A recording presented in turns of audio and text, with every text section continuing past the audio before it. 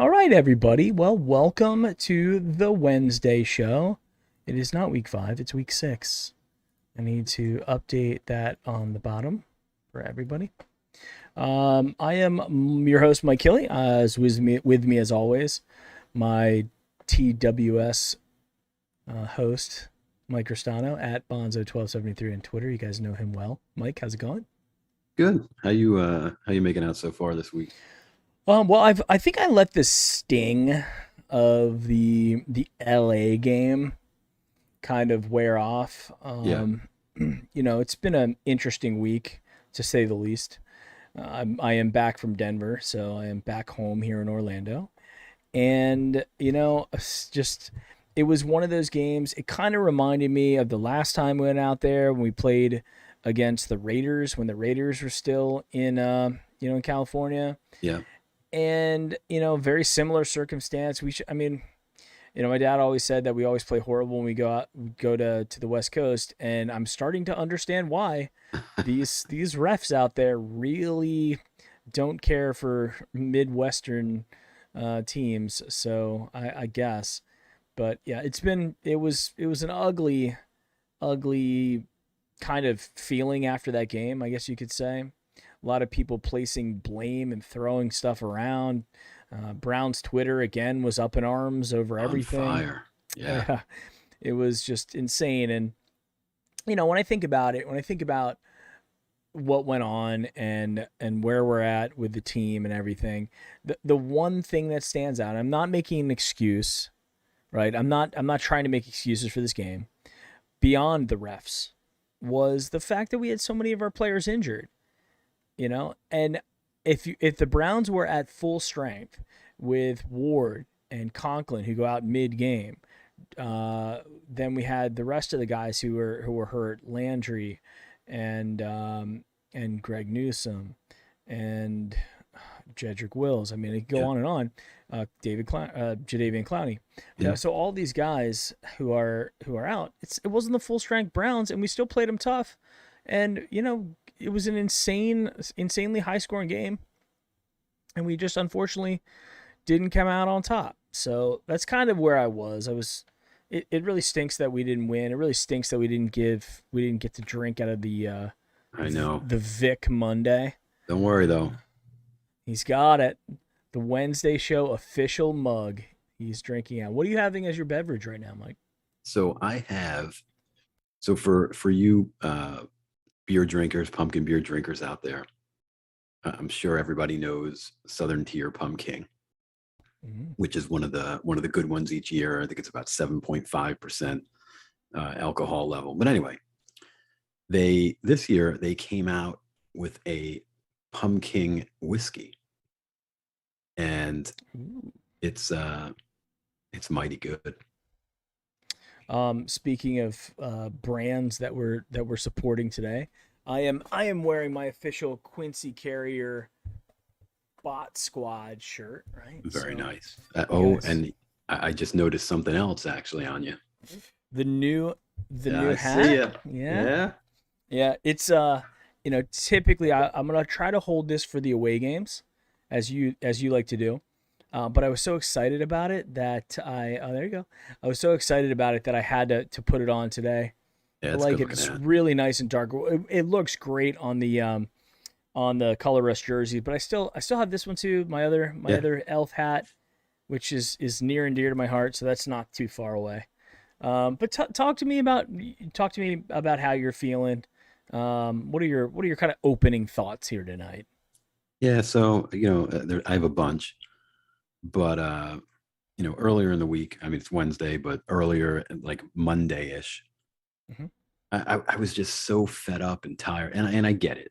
I mean, it's par for the course when you're on social media and, people have a voice, want a voice. And, some people are, forever going to tweet over and over and over again their undying and unwavering love for Baker Mayfield, and you're going to have people that they're doing the opposite. And I would say since Sunday, I mean that's pretty much For someone that hasn't been on Twitter, let's say they haven't been on Twitter since Sunday and it's Wednesday, I think you would agree. I pretty much summed up exactly what is going on that app.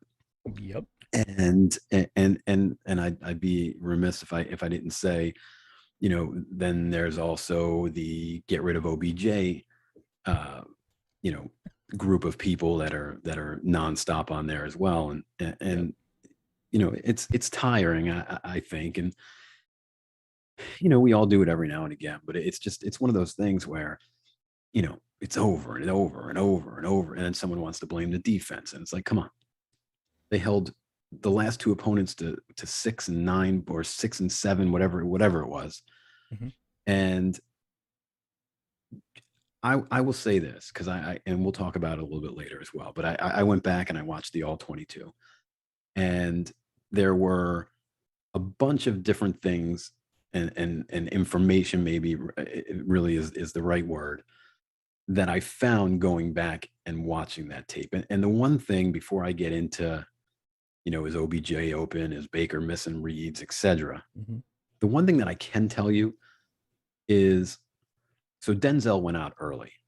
Yeah. And I have to tell you, I went back and I watched the last play that he was in, and I couldn't, and obviously I'm not saying that he was faking or whatnot, because obviously, he hurt himself somehow. But I watched the play over and over and over and over again, and I didn't see anything that would have caused any type of neck injury. When he got up, he sort of like tilted his head a little bit, and then he went off screen, and then I never saw him again. But where I'm going with this point is that first big touchdown. I can't remember who it was. It might have been Williams or the tight end. No, I think it was Williams. But anyway, mm-hmm. That first blown coverage, when you go back and you look at the film, AJ Green was in at that point, and Delpit, AJ Green was right over the receiver, and Delpit was sort of in the slot. They were playing like a too high safety kind of look. Mm-hmm. And you could see pre-snap Green saying something to Delpit. Delpit is, swatting his hand over, telling him, I don't know what he's telling him, but maybe, hey, you got this third, or this is your guy, whatever. Right. And no sooner did they both exchange their waving to each other as trying to figure out what they were supposed to do, the play happened, and the coverage was blown, and they had a walk-in touchdown with no effort at all. So point being is, you alluded to it. I think if you don't have the guys go down the way they went down, and you were handicapped out of the gate with no Clowney, but that was the first thing that pretty much jumped off the film for me early in the game was, you have to chalk up to one of those touchdowns. And that pretty much, you could say, would have been one of the winning touchdowns, right? Yeah. Because they lost by 7. But miscommunication on the defense, because someone got hurt, someone stepped in, and you spot somebody an easy 7 points. So, the defense had their troubles in way of injury. And, they spotted them 14 points essentially on blown coverage, and one glaring that, they sort of were on the wrong page as to who was covering what. And, it is what it is. I think if the defense is at full strength, I think it's still that type of shootout game, but I think we come out on top. Yeah. So. I mean, and that's the one thing that is killing us about Denzel, is that he is a guy that, for the most part, they might catch a ball or two on him. Mm-hmm. If they have him playing 15 yards off, and, they're going to catch a ball, they're going to catch some stuff in front of him. But if he's covering somebody close or covering somebody deep, I mean, he's as good as anybody else out there in the league, in those coverage situations. And the fact that we don't have him out there, it just is a challenge, right?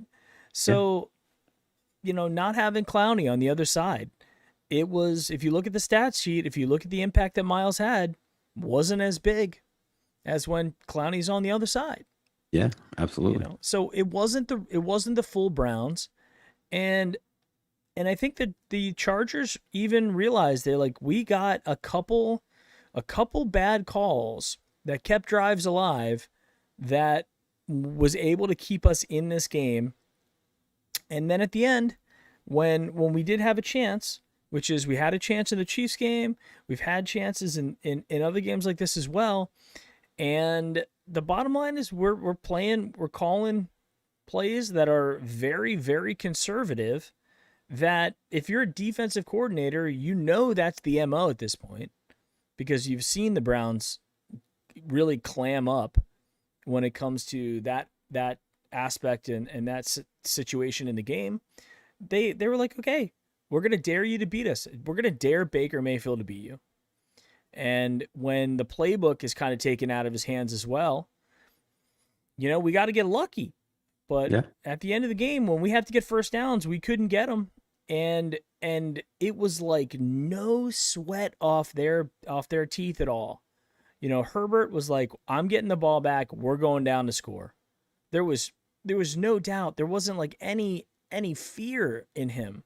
Yeah. Like, they knew they were going to win that game. Yeah. And just because you brought up Herbert, early in that game, even after, take out the one blown coverage early, Mm-hmm. the defense was actually coverage wise playing really well. The Herbert is just that good that he dissects that so quick, and then he sees a running lane and he's deceivingly faster than you would think. Yeah. And he takes off. So, when he took off and he got those 3 or 4, 15, 20-yard scrambles and through the teeth of the defense there through the middle, it was because we had guys covered. He just, he had a lane, whether someone over pursued, on the outside or whatnot, but he saw it was covered, saw he had some real estate, and away he went. So, just really good quarterback play. I mean, you can't, The kid's the real deal. yeah, like you can't defend that. I mean, that is what it is. Kid's the real deal. I mean, they are finding those nuanced statistics now that they're comparing him to Mahomes. And, that is good company to be in, but he was another guy, just like Josh Allen, who have lit it up, who were not guys. They were scouted well because they were certainly not the guarantee, right?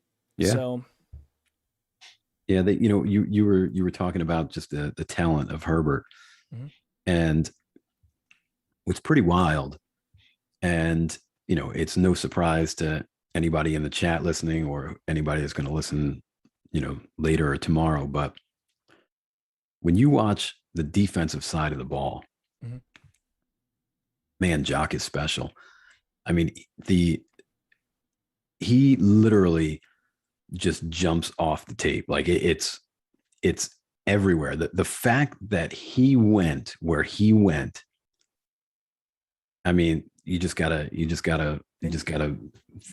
thank whoever, because that should never ever have happened. I mean, the speed and the elusiveness, like, and that's the best thing too. I mean, take away the speed and the ability to stop and start, I mean, on a dime, and just the elusiveness, but the knock on him, and I think where a lot of teams got scared was they didn't know, can he be a linebacker and shed blocks when they're coming at him, and is he too small? And you watch the film and he's just so fast that he puts a move on the lineman and they're looking around like, where did that guy go? Like, what just happened? And so he doesn't even have to shed a block. He just puts these moves on these linemen, and the next thing you know, there he is filling the hole, and he's making the tackle. It's I mean, it's really, really, really cool to see that on a defense where, the fastest thing that we've had in years was Joe Schobert. Yeah. I mean, and we've talked about that at length here on the Wednesday show. in the past years about how we have these young linebackers, these young athletic linebackers. And I think our biggest gripe about them has always been it just doesn't appear that they're ever in the right place at the right time, which is an awareness type situation.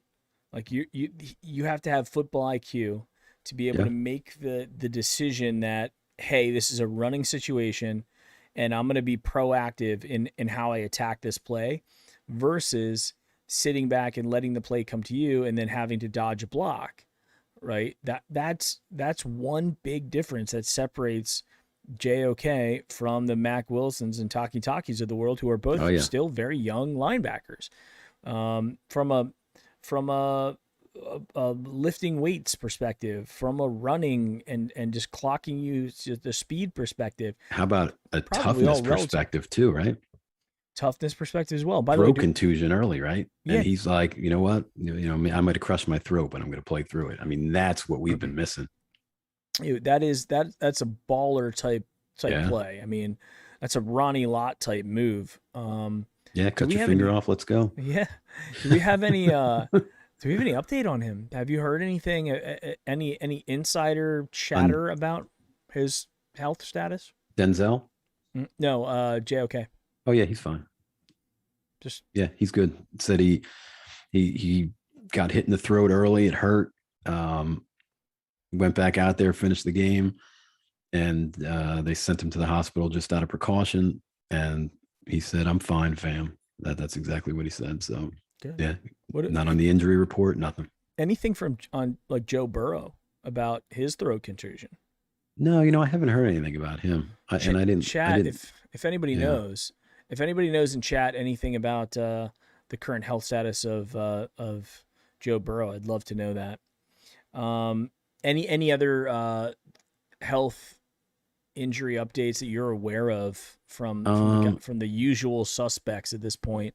So today, there. So the if you take a look at the injury report today and who practiced and who didn't practice, I mean, it looked like a CVS receipt. That's how long it was. But and I think I tweeted earlier today.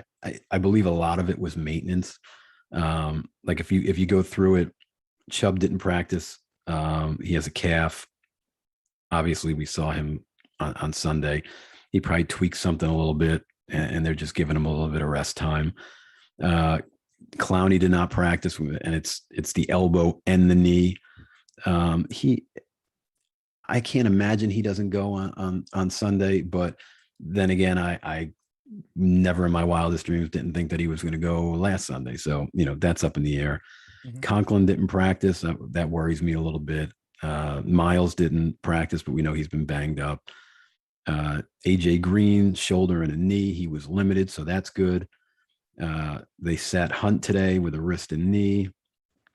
Malik Jackson was limited. Elijah Lee was full. Mids plug said that Jed practiced. Yep, Jed practiced. He's at the bottom of my list because of alphabetical order. But Malik McDowell, he was limited. Tack did not practice.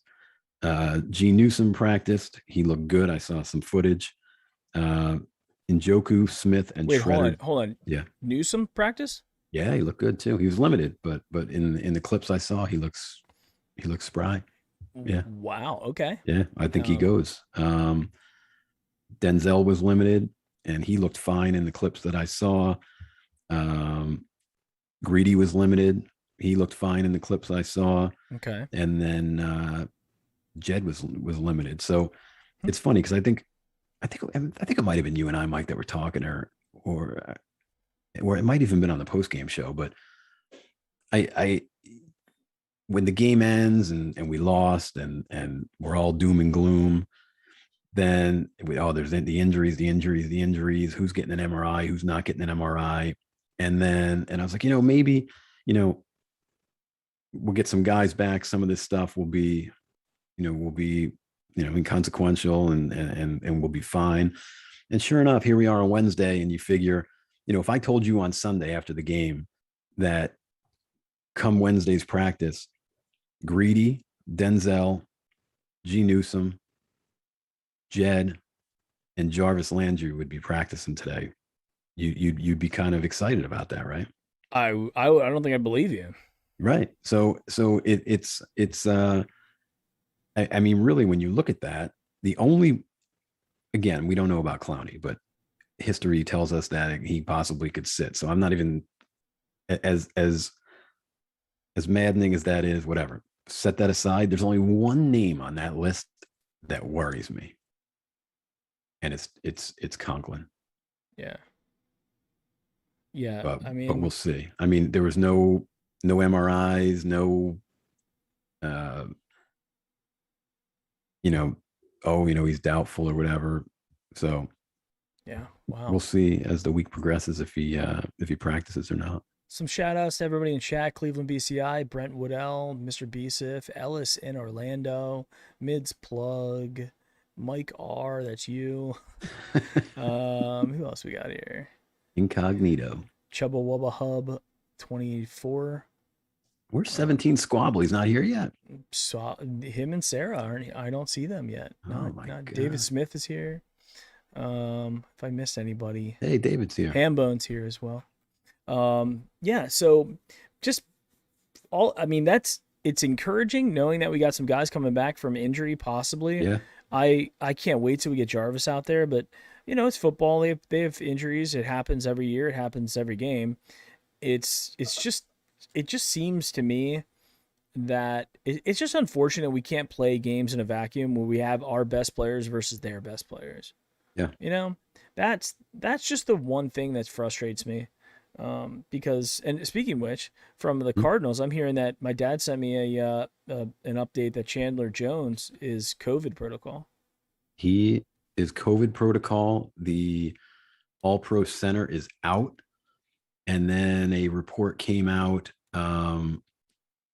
earlier this evening, I should say, that Kyler Murray wound up on the injury report with a shoulder, and apparently he was nursing it at the end of the game or something last week. So that's something to keep an eye on. I mean, if Kyler Murray's not playing, if for some reason he doesn't play, I mean, forget it. But I got one for you, Mike. If Kyler, and he's going to play, but if Kyler Murray didn't play, I'm going to test your knowledge here. Then who would start on Sunday for the Cardinals?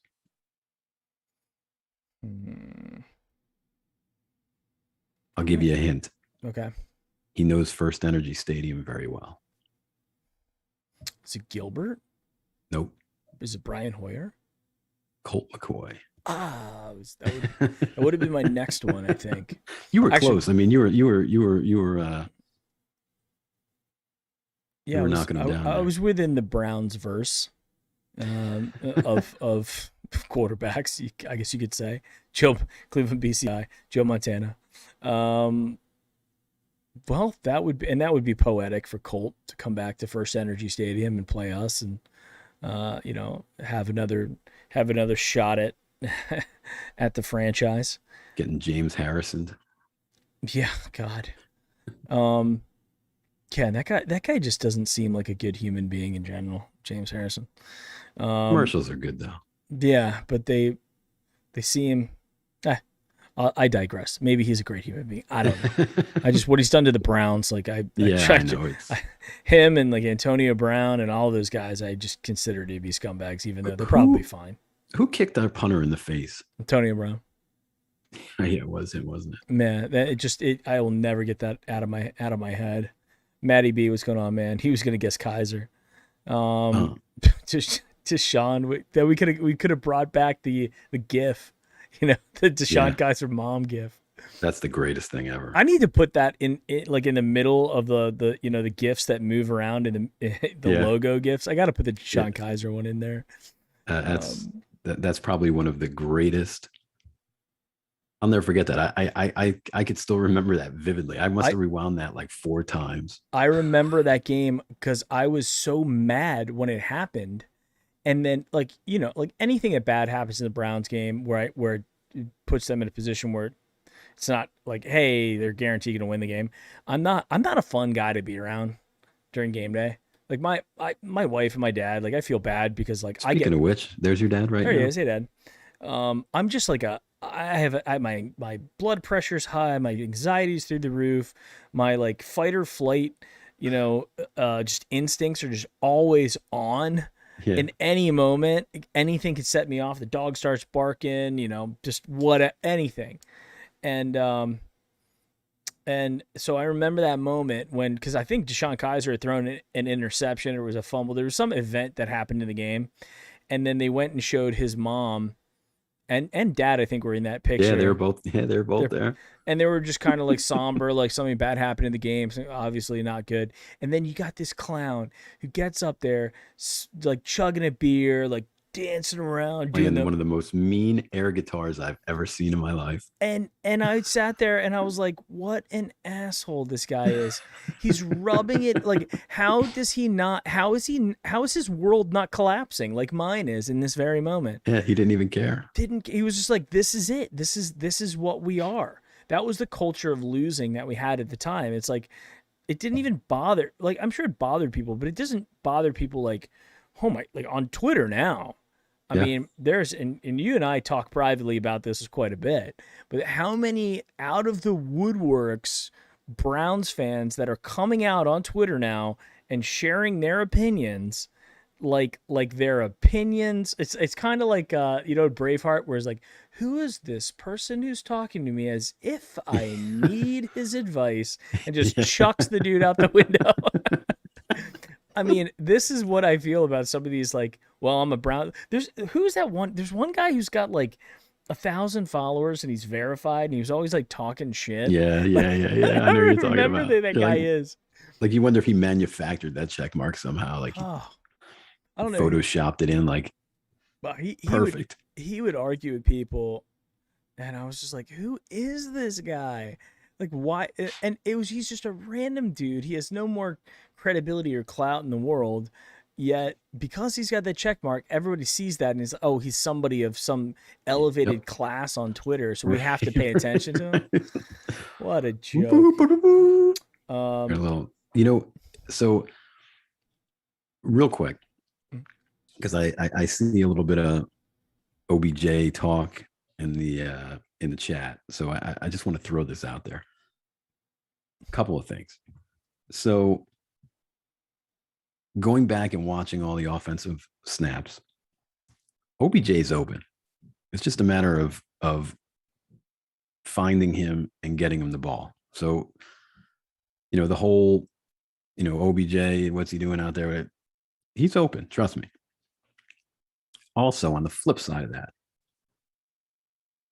when you go back, and it might have been obvious when you were watching the game, but I watched the playback like 6 times because I was in awe of it. But left to right, Higgins on that little out dig kind of route, and he scores the touchdown, right? mm-hmm. OBJ took 3 guys with him into the end zone. 3 guys covered OBJ, and that is how Higgins was open.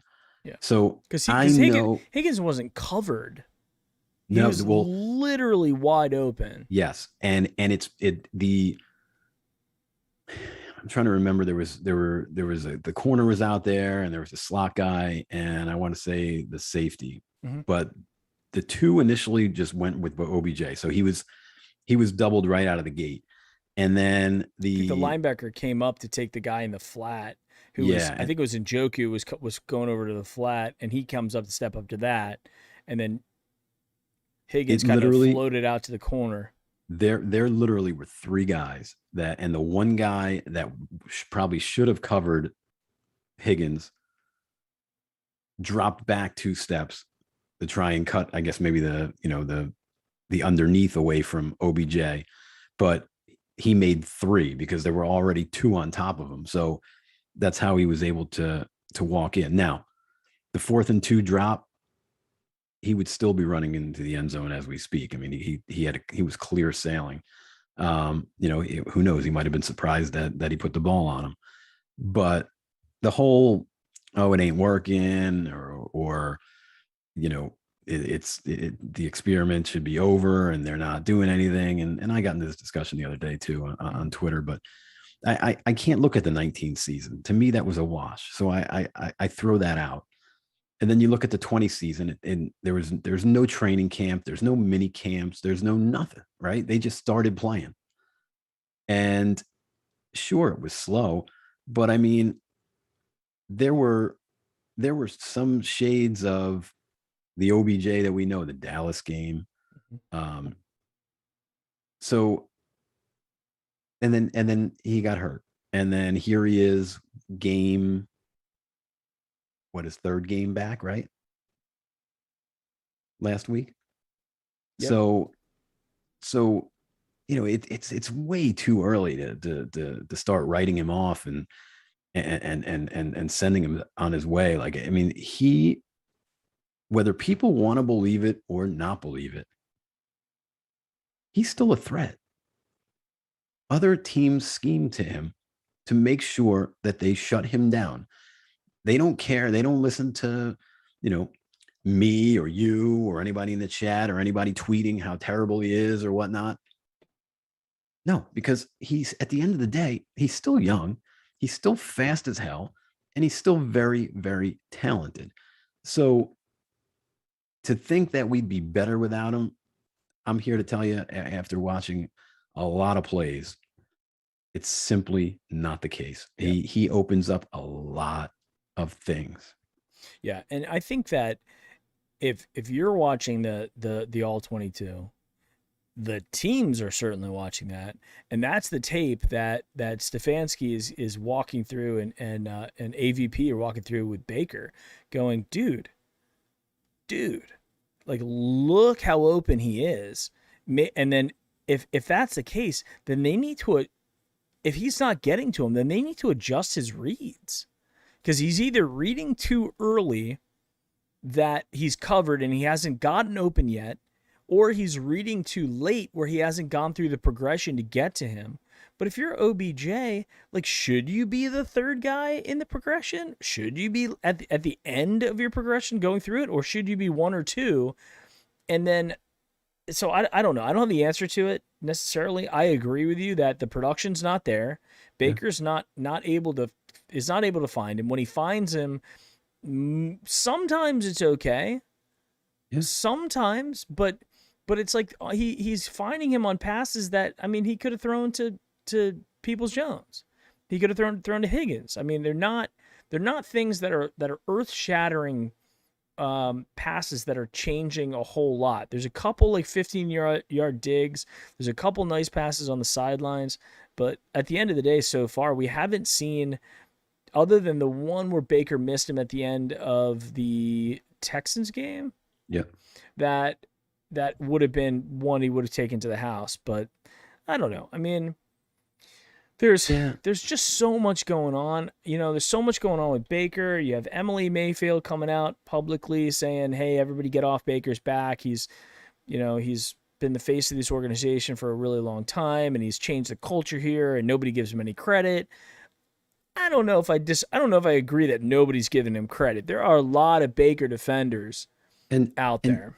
And Mike, and not to cut you off, but I think a lot of these people sometimes forget, and when I say these people, like Emily Mayfield, etc., a lot of these people are living in the vacuum of social media. Like, so the people on social media is just a percentage, and it's not even a huge percentage, right? I mean, it's just a percentage of people. Think about all the people that don't use social media that love her husband. Well, I mean, here's a perfect example. Go to any Browns game, or just look at the stands in Browns games, and how many people wear number 6 jerseys, right? All around. Yeah, all so around. If he's not the top selling jersey on the team, he's one of the top 2 or 3. Him, Chubb, and OBJ, and so it's not fair to say nobody's giving him credit. I think that was a little bit of an overreaction on her part, but I understand where she's coming from, because she's feeling the heat. She's like, look, I mean, they're not from, I think she's from California and he's from Texas. I mean, they're not like Ohio people, and they've come to the city and changed, and really did change the culture. They really did. And I think a lot of people, me included, are like, I will always be thankful for if Baker Mayfield left the Browns today. If they said, "Hey, we're trading Baker or cutting him, whatever, some ridiculous move that we do, we move on from Baker Mayfield today." I will always have a very special place in my heart. Oh, absolutely. Other than Bernie Kosar, he's my guy, and I'll always have that feeling about him because he changed the Browns. He changed the weekends in in the He fall really, for me yeah, from like odd like maybe we're gonna win 2 or 3 games to we have a chance to actually make the playoffs and make a run at this thing, yeah. which is, you have to give him credit for that. And I know it's not his fault that we lose games. It's not always his credit. He shouldn't get all the reward for winning games. Um, and here's the thing. I mean, I think we've seen it. I think we've seen enough at this point to know what his strengths are, where his ceiling is, and where his floor is. And for anybody out there going, we haven't, we haven't seen the best. I think we've seen like what he is capable from a physical standpoint of delivering. You know, I think Yeah, we've no, seen it, and it's not bad, but no, it's also not, Pat Mahomes or Herbert or even what Lamar Jackson's doing or Josh Allen.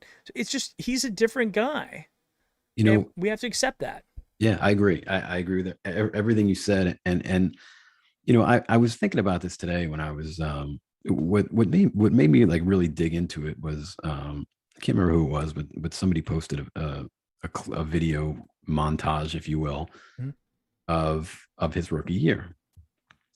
And a lot of those throws, especially the home throws, I was at those games. I was at the Carolina game when I Oh, can't so remember if that was his beautiful. rookie year, but when he hit Jarvis right in the left side of the dog pound. But I think I and think that was the I th- it might have been 19. I think it was 19. Yeah, it might have been. Yeah. But point being, you let me preface where I'm going with this to say that I don't think that there's anybody else that could have come in when he came in and would have been able to go through all the coaches and all the systems that he's gone through. Lamar Jackson certainly wouldn't have. No, and Josh Allen wouldn't have, none of those guys Josh would. So Rosen wouldn't have. He proved no, he like, yeah, absolutely. like None of those none of guys. them had like Darnold already didn't make it with his first team. Yep. Josh Allen was barely pro ready, barely. Yeah. And Rosen is already basically washed out. And Lamar Washed out. Jackson, they had to build a whole team around him to Yeah. a very specialized customization. Yeah. And like For Lamar Jackson is and I don't want to get into that. I'll finish my point so we can go on. But Lamar Jackson was a situation where when you're a good team and you constantly and continually win, you could take a chance, trading back into a draft at 32 and taking the guy that people, assume is a project, especially if you saw his, the combine, but saw something in him that they said, we can mold him and we can make him right. And I mean, Monday night really, really, really showed us that. I mean, they're on the right track with that. But with where I was going to go with Baker real quick is, you know, he went from being in a quote unquote unstructured type of situation where the way the offense was run, he was able to get out of structure in a way and throw those passes downfield and all those deep routes and those bombs, if you will, and those timing routes that we long for, right? Finding somebody in the middle of the field and just putting a dart on them. And that's what we remember, right? And I think the media remembers that too. But then you take a guy like Kevin Stefanski, who runs his type of offense, and it's based off of that wide nine, and it's based off the run. You're going to run, you're going to run, you're going to run, and then you're going to play action, and it's going to be, a 3 to 5 step drop. As soon as his head comes around, it's designed for the routes to be breaking open at that time. And they're tiered, you know what I mean? Like right now, OBJ is the guy that runs the deep routes, and you got your tight ends across the middle, and Jarvis or Higgins or DPJ are running intermediate routes. And that's how the offense it works. So he's now more into a really structured system, and a really good one for a quarterback like Baker that's accurate. And so the point being is, I think we're all looking for that gunslinger, right? Because I mean, you look at early Baker Mayfield, and I mean, you could compare him to Justin Herbert, right? He made throws just like that. But now he is in a very structured offense, and it is what it is. But I will say, and I'll close with this, is that he does need to trust his protection. He does need to get back to climbing in the pocket and going through those progressions. So I hope it starts on Sunday. But I mean, that's what he is, and I think we'll be okay with him. All this talk of, you can't win a Super Bowl with Baker, you can't do this, you can't do that. And don't get me wrong, like I'm not content, and I'm not okay with just winning 9-10 games. But I mean, there's 32 teams, and each year only one wins the Super Bowl. So when you shuffle those numbers, those odds are really, really slim. So if he's the kind of guy that gets us close to that, or he gets us there and he doesn't win or whatever, that's a lot better than drafting in the top 5. Because again, 100%. Only one team out of 32 wins the Super Bowl. Yeah, and I mean, so, out of those 32 teams, there's probably 10 of them who have a realistic shot. And I think those, as of this point in the season, I'm not sure if those 10 have all completely emerged, but we've got a couple of them in our own division, that we have to get over as well. Yeah, so I agree. Here's the other thing that's going to be interesting. And I know everybody's dying to get the PFFs and everything like this. Your dad is in the. I can see him staring at us. Well, that's why he was 30 minutes late to joining the show, because he's like, all right, these guys are going to ramble for like a half an hour, and then we're going to BSing again. I wonder if Baker might be one of those guys who it just takes him half a season. He's a second half guy, where we're not gonna see peak Baker or the elite version of Baker Mayfield to the back half of the season, when the games truly every game matters on a much higher level, right? These games at the beginning are the ones that will come back to bite you, right? If you don't win them. Yep. If we let a Bengals game slip, that's a problem, right? Yep. But early on in the season, we're playing out of conference games mostly. Right, all out of conference games. I mean, the first one we play is Pittsburgh on Halloween. Yeah, so a couple of weeks we'll be up there hanging out, and so maybe that's just his MO. We just haven't evolved to that yet, and maybe, just maybe, we haven't, like, Baker hasn't gotten to that point yet where he can put a full season in play. Right, where he can be elite and play at his highest level, like Drew Brees did. I mean, or like some of these guys. But again, I think back to it, and Baker in a lot of ways does remind me of Drew Brees, from a height perspective, from what he wants to be able to do. And Drew Brees didn't become Drew Brees till his fifth year. You said that to me the other day, and you just said it in passing, and we never talked about it again after that. But since you said that, I was thinking the same thing. Like, wow, when you look back at it, I mean, he wasn't very good with the Chargers. Not that he got a great opportunity, but yeah, you're right. I mean, he didn't become what we know and the all-time leading passer there until 2 weeks ago. And like you said, until like his 5th year. Yeah, I mean, look, Drew Brees did not throw 30 touchdowns till his 1, 2, 3, 4, 5, 6, 7. Is that correct? Till his 8th year? 1, 2, 3, 4, 5, 6, 7, 8 years it took him to reach 34 touchdowns. He didn't get to like the 40 touchdown 9, 10, till his like 11th year. That's when he became Drew Brees, Yeah. right? Now, meanwhile, if you look at where he was at the Chargers, his stats on the Chargers look very similar to what we're seeing with Baker Mayfield. Yeah. The completion percentage is right around the same mark. The yards, the touchdowns. His last year in San Diego, playing all 16 games, he threw 24 touchdowns and 15 interceptions. That's a pedestrian starting quarterback stat line. And this is Drew Brees, who did he throw the most touchdowns in NFL history? He's got some stupid. He had the passing record, and then Brady just broke it a couple of weeks ago. So there you go. Yeah. And that's the thing that I would hate to see us do. I don't think us as Browns fans can afford to bail on a guy who is obviously playing injured, right? Who's obviously he's not playing at 100%, but we're going to bail on a guy who's still got tons of years left in the league. Drew Brees played 2001 to Drew Brees played basically 20 years. Yeah. And we're on year 4? Okay?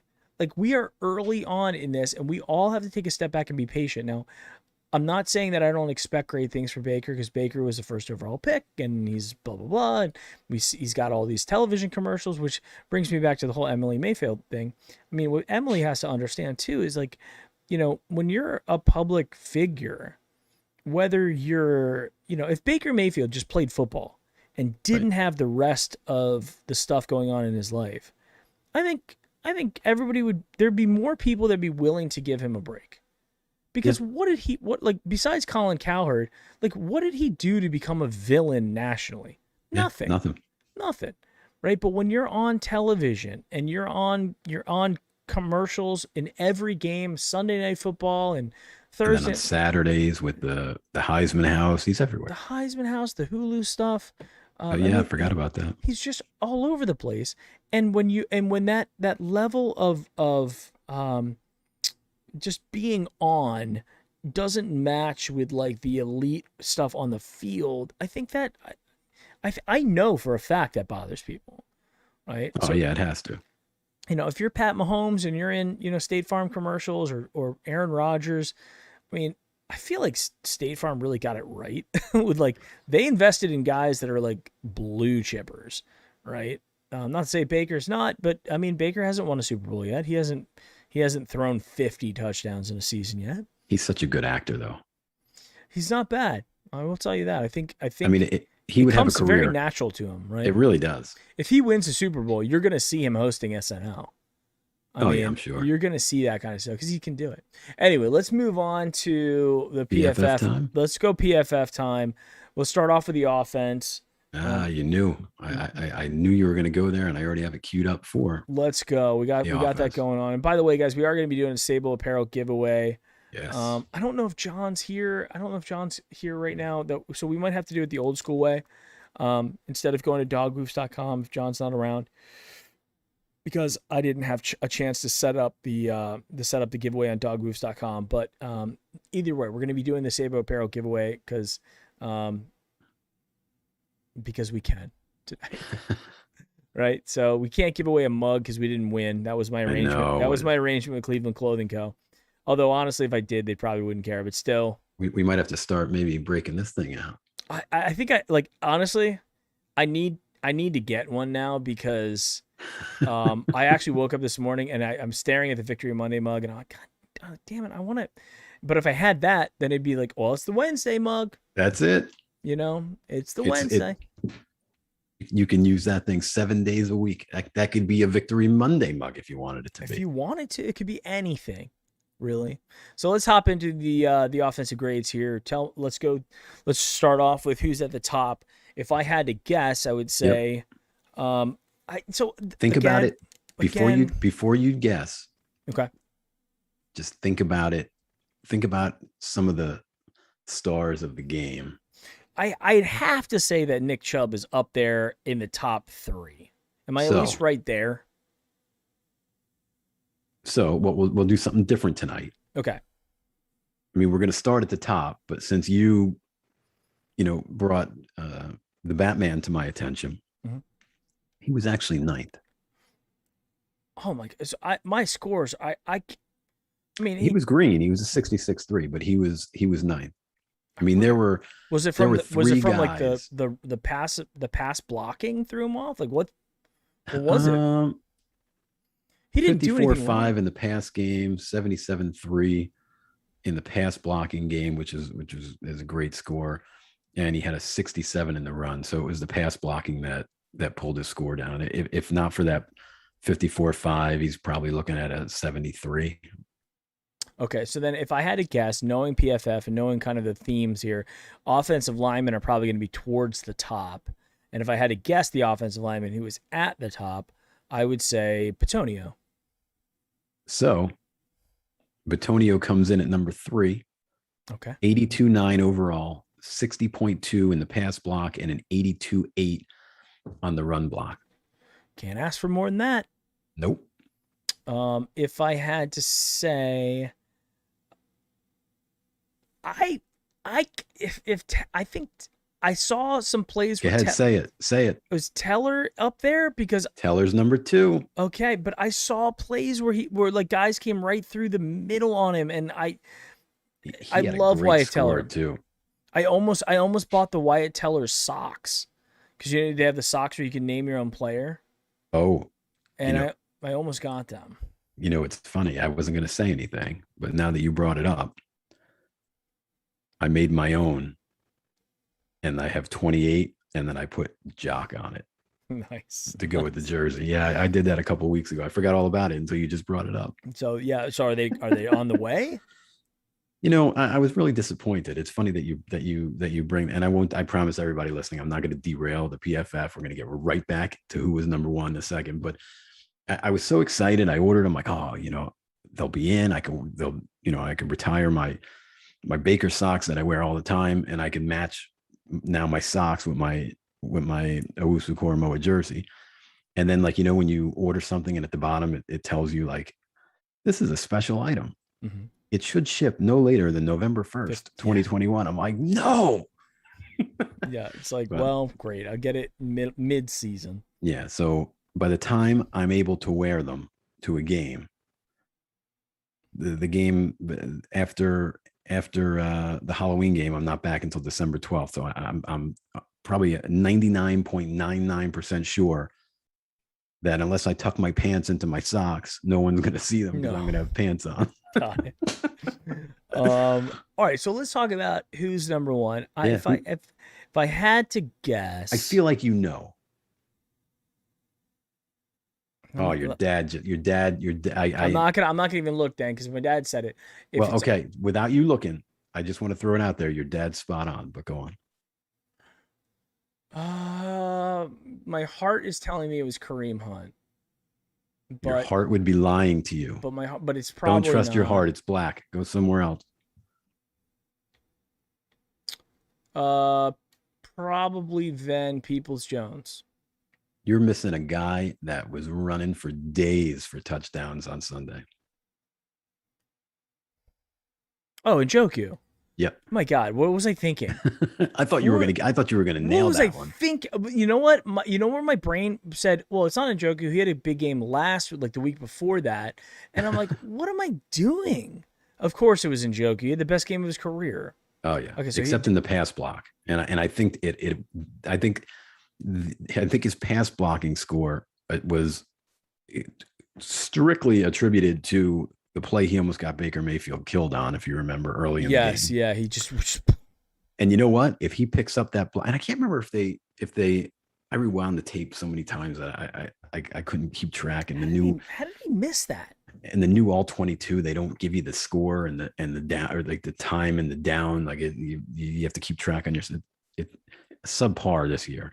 But yeah, he blew that, and he had two, and Baker had a guy open. He was trying to get it to.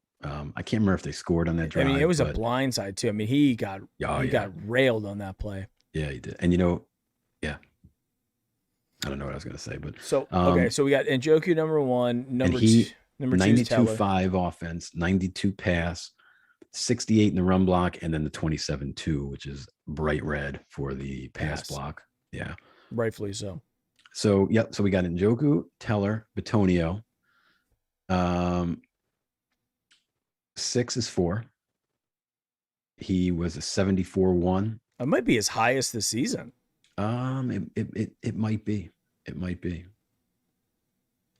So, I mean, here's the thing, guys. Baker didn't lose us this game. Yeah, were there some guys open? You know, could he have hit OBJ a few times? Absolutely. Like, could he have made some plays? Probably could have.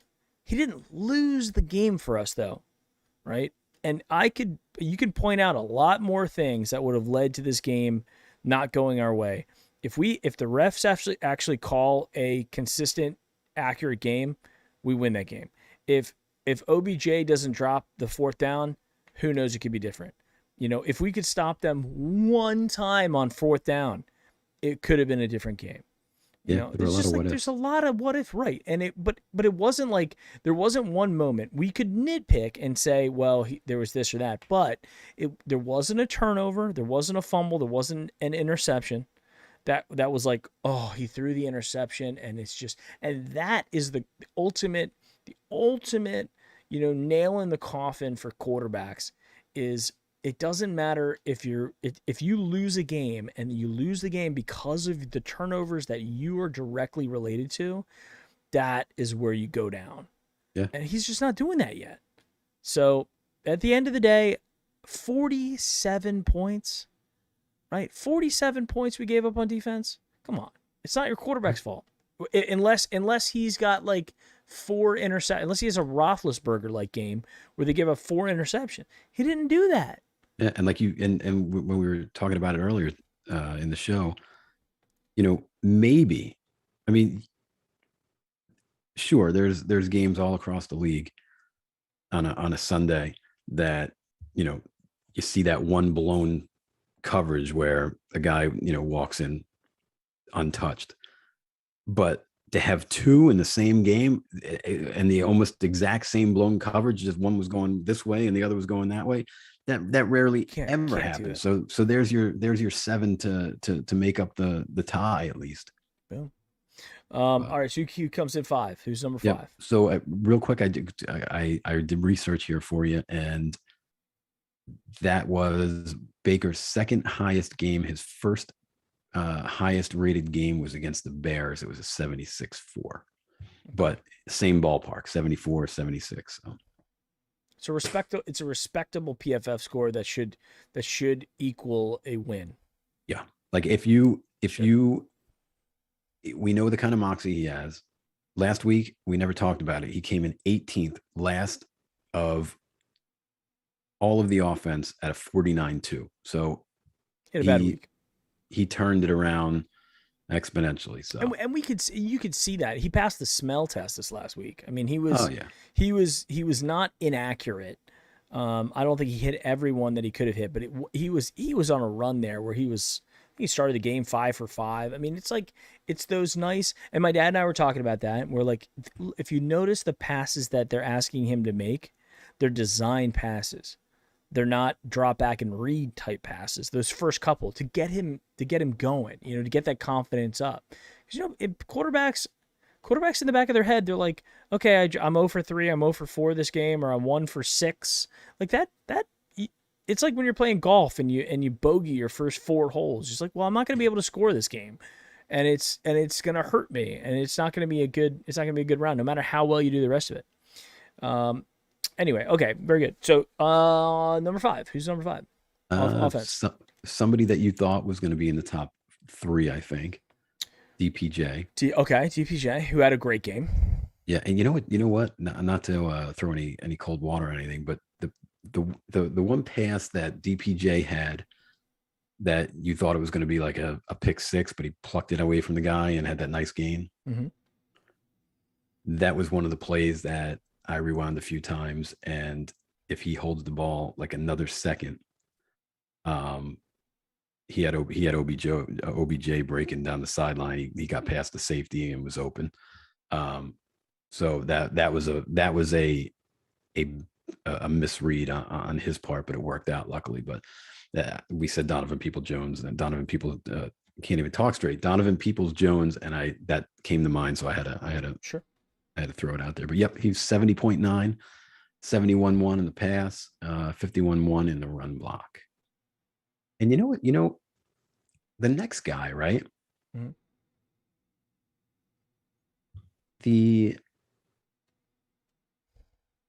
You didn't hear his name much, and I thought that he played well. And it's not the first time he's come in relief of somebody and played well. Mm-hmm. Blake Hance. And Blake Hance has a higher score than Jed Wills ever has at left tackle. Now, he got a little help, but I mean, the one play they threw Njoku over there, we just talked about that, and then he got zero help on that. But yeah, Blake Hance comes in at 6 with a 70.2. I was gonna guess that, actually. It's interesting when you said he came in for somebody. I'm like, oh, that you justified my guess. Yeah, he's not playing bad. Yeah. Kid isn't playing bad. Yeah, absolutely. Yeah, Squabble Lane says, "Hi, Mike. My Browns family takes precedence over my John Gruden email chain with Aaron Andrews. People picked. I love you guys. Honestly, when Squabble Lane enters the chat, yeah, I was wondering when he was coming. Yeah, I was like, there's going to be some John Gruden going on here. And by the way, not to derail completely on this, I was actually going to make it a topic, and I was like, I probably shouldn't do that. But I was listening to Pat McAfee's take on it, and he was saying, he's like, look, this is like the tip of the iceberg, because then the Adam Schefter thing came out today too. So now they're digging in, they're finding out there's a whole lot of dirt that the rug is being peeled back in the NFL, and John Gruden just got canceled, and I think obviously the things that he was saying were not acceptable at any points. We can't say like, well, just 2021. Like, even when he said them, they weren't acceptable things to be able to say. But if you look at the people he was saying them to, were not reacting like, hey, hold on a second. Like, that's inappropriate to say that. Like, like, there was no like pushback. What's interesting though, Mike, was there, like, will we ever get to see the response emails to those, you know what I mean? Or were there ever, like, yeah, the one thing that I find interesting is they and I mean, they uncovered it, and rightfully so. I mean, what he said was wrong, and he had to go. So I mean, it is what it is. But I thought, well, 2 points. One, I thought it was very interesting that this was an investigation into the Washington Redskins, and somehow we haven't heard anything about them, and we heard everything about Gruden. So I think, as we know, he was essentially, for him, he was the fall guy. He said something that he shouldn't have said, and he wrote it down and he sent it away. And I am most certain that there is other stuff out there, especially way in the high ranks. Maybe Daniel Schneider, I don't know, but I'm certain that there's dirt up there. Well, that might have been what they were going after. Yeah, that's what I think. But yeah, they don't get the people that write the checks, right? It's the people that cash them usually. So, I think there's going to be plenty of more. There's no question about it. And Squabble said, if the Raiders were 5-0, does Gruden get fired? I think he has to. The one thing that I found, and I don't even know if interesting was the word, but what he said about DeMaurice Smith that we found out on Friday, which was a horrible thing, and obviously a racist thing, but he was allowed to coach on Sunday. But then when the stuff came out on Monday, then it was enough that he was gone. So I don't understand why he wasn't gone on Friday, and it took until the extra stuff that came out on Monday for them to then say, oh, well, now we have to pull the trigger. Like that was, and I know a lot of talking heads were talking about the same thing. So that was interesting. And then the other thing that I found interesting, and you tell me, Mike,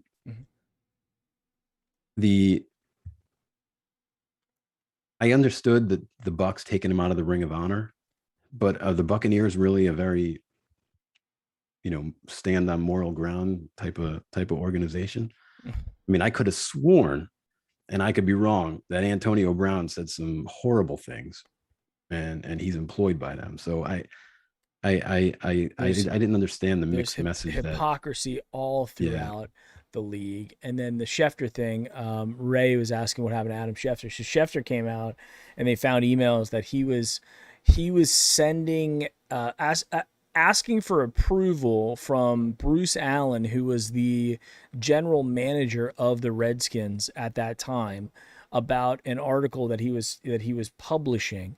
So it made it seem like the way that it was worded was like, am I okay to publish this, or do you want to make any changes to my article? And called him Mr. Editor. Right. Which during that time, there was the lockout. And basically what they were saying was he was being fed information that they wanted him to go public with from a media standpoint about the lockout. And he was representing the interests of the league and the owners, and not being completely objective and fair between the players and ownership. So, I mean, for me, it's not like Adam Schefter went out there and was using, the F word or making homophobic or racist. Right. I mean, he wasn't doing any of that. This is more of like walking a line of like ethics than anything else. But if you think that Adam Schefter or any of those guys, Rappaport, Mortensen, any of those guys, those NFL insiders, aren't kissing the heels of these executives to try. Yeah. It's their whole thing. But then that makes you wonder, and I think why, I think two things are going to happen. Mike, you tell me if you agree or disagree, and then Chad as well. This is either going to be the start of something, and the top is going to be blown off, or this is going to be something that it's going to get swept under the rug. But I cannot believe that John Gruden is the only one that was out there putting this kind of stuff into the universe in emails, etc. I have to imagine that he is just the tip of the iceberg personally. Yeah. But whether we're going to hear that, or anything else will be released, I mean, I don't know. If you're sitting there, I mean, the lawyers, I mean, they're probably trying to bury this and say, look, enough damage has been done with just one team's emails from one small block of time. Well, Mike, did you see the cheerleader thing? I don't think so. So they did a photo shoot for the calendar, and it was down in one of the Redskins calendar. The Redskins calendar. Okay. It was down where in an island where they do those type of things or whatever. And there was they had like the wealthy type of people that could pay or whatever were actually there, like as guests to watch the shoot or whatnot. And apparently they were like, oh, no one's going to see it.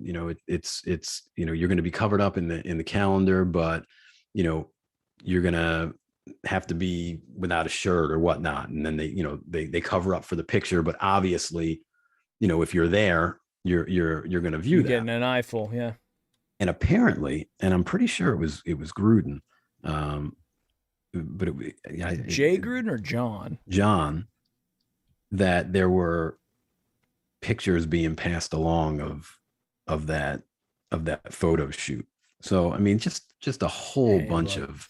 I mean, I had horrible things that it just strikes me as a bunch of people, elite people, yep, who don't fear consequence. The Yeah. only way you can make those decisions is if you're in a complete consequence free environment that you can be, the stereotypical jock frat boy type mentality, locker room type stuff. And you know, it's funny. I had a conversation. I was talking to people at work today, and I was like, "Look, FYI, if you're using any company material, if you're using email, if you're using Slack, which most organizations in tech use, and you say things negative, let your opinions be known. Just so you know, like they can see it. Yeah. It's monitored. It's all monitored, and all you have to do is do a very quick, SQL query or just a control F sometimes Yeah. to find words that you're looking for to get rid of, to find reasons to get rid of people. Yeah. So I'm always like, look, if you have something to say and it's like controversial or whatever, take it offline, text people, or don't even say it digitally. That's in a format that can be saved because it can come back to haunt you. And you just right now, I'm sure John Gruden never would have thought that in 2021, emails from 10 years, 8 to 10 years ago, and I don't know, they said there was up to like 2018, so I don't know what he said in Yeah. 2018.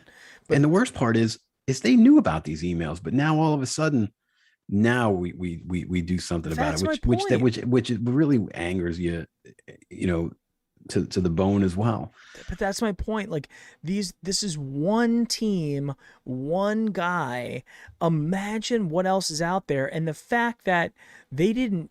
It doesn't appear that there was any sort of policing of the internal policing Right. of the stuff to say, hey man, that's inappropriate. Don't be dropping the homophobic stuff about the Right. commissioner. Like whether I'm sure he didn't mean it in a. Actually, I don't know what he meant or not.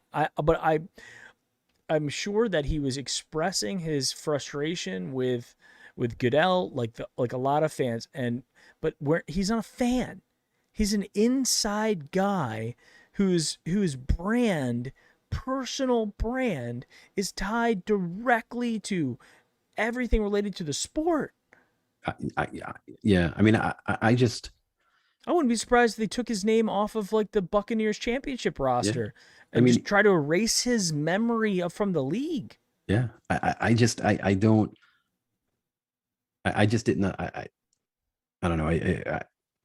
I just couldn't believe, like, even if like you just take the Demoris Smith stuff that he said, like, this is a man, like, you don't just coach, like, you don't just become an NFL coach, right?